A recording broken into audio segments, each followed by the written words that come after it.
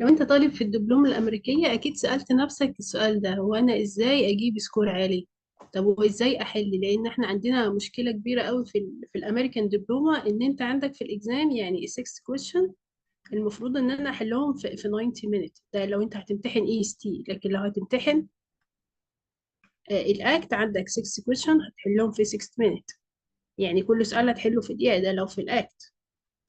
طيب دي المشكلة الكبيرة عندي، إن أنا أعرف أحل بسرعة. طيب ازاي احل بسرعه؟ فيعني احنا قبل ما اقول لك الشورت كات وكده، في عندي انا ممكن نستخدم الكالكوليتر لذيذه كده. انا عندي، انتوا طبعا اغلبكم عندكم الكالكوليتر اللي هي اسمها اف اكس 991 اي اس، اللي هي شكلها كده.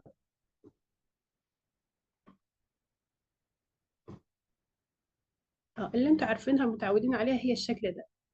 طيب الكالكوليتر دي سي مثلا، هي دي امكانياتها تنفع في الامتحان؟ تنفع، مفيش مشكله، بس امكانياتها محدوده، يعني ليميتد. طيب في حاجه احسن منها؟ في حاجه احسن منها، وبنصحكم بشده ان انتوا تجيبوها لان هي فيها امكانيات اكتر بكتير، اللي هي 991 اي ار اكس. طيب تعالوا نشوف كده ايه الفرق ما بين دي ودي. سي مثلا تعالوا ناخد اكزامبل قدامنا اهو. اهو ده في الكوادراتيك ايكويشن. هنا بيقول لي انا عايز الرينج. لو انت مش معاك الكالكوليتر اللي اسمها اي ار اكس، فهتستخدم اللي هي اف اكس 991 اي اس.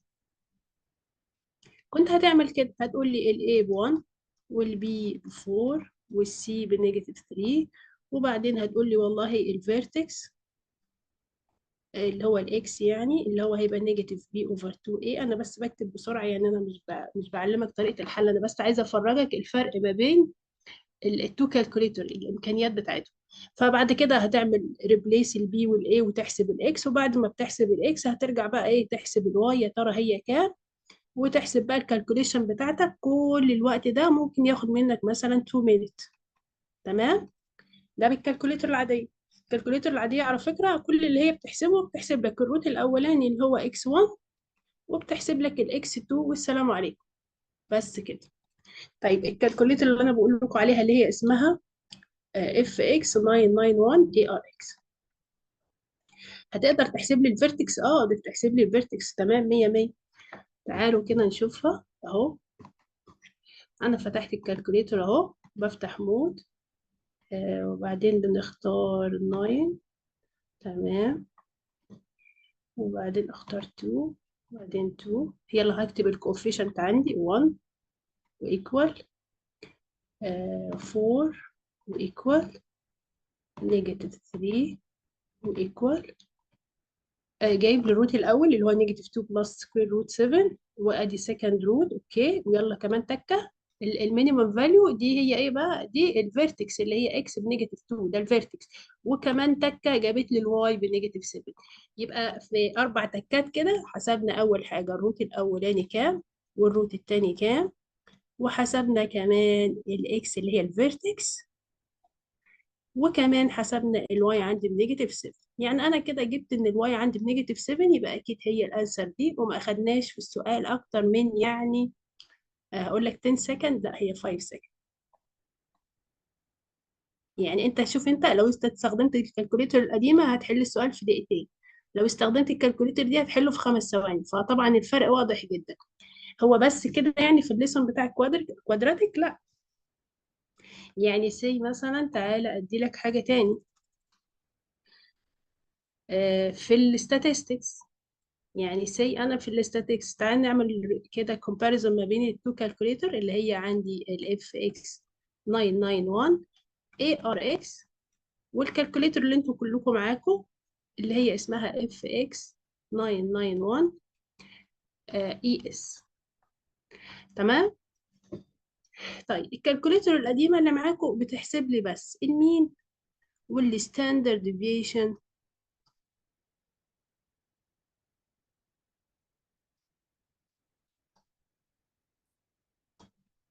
ستاندرد ديفيشن، قول لي بس كده وخلاص، وتقول لك كفايه عليا. تمام، يعني حاجتين بس. اوكي، هما دول. طيب الكالكوليتر الجديدة بتاعتنا لا بتحسب لي أول حاجة المين، وسكند الستاندرد ديفيشن، وكمان بتحسب لي الميديان، لان دايما بتسأل عندي كتير قوي في الاكزام يقول لك فايند الميديان وانتم مش بتعرفوا تحسبوه. هنا طبعا دي ايه مش بتقدر تحسب الميديان. بتحسب لي كمان كيو 1 اللي هي انتر كوارتر، وبتحسب لي طبعا كيو 2 اللي هي ميديان، يعني كيو 2 دي هي، وكمان كيو 3، وكمان الرينج. اه يعني بتحسب لي كل حاجة، بتحسب كل حاجة. تعالوا نشوف كده ازاي بتحسب. انا هجرب خلاص انت الكالكوليتر القديمه انتوا اوريدي عارفين بتاع بنحسب ازاي المين والستاندرد ديفيشن. انا خليني في الكالكوليتر دي. سي مثلا ادينا هندخل على الستاتستكس اللي هي نمبر 6، وبعدين بضغط 1. انا هدخل اي داتا كده عشان نجرب نشوف الكالكوليتر يا ترى فعلا بتحسب لنا المين والميديان وكيو 1 وكيو 3 والرينج وكل الكلام ده. انا هدخل سي مثلا 8 و9، اي حاجه هدخل اي نمبر، وبعدين نضغط اي سي. في بقى الزرار السحري اللي عندي، على فكرة هو ده الزرار الوحيد اللي موجود، بس يعني هو فيه البركة بصراحة، هو ده اللي بيعمل كل حاجة، اللي هو اسمه او بي تي ان. هو ده الوحيد اللي موجود، يعني مختلف عن الكالكوليتر القديمة. يعني لما تيجي تعملوا كومباريزون كده ما بين تو كالكوليتر هتلاقوا ايه، ان الزرار هو ده بس الحاجة الزيادة، لكن هو ده بس اللي موجود. طيب خلينا نرجع بس كده.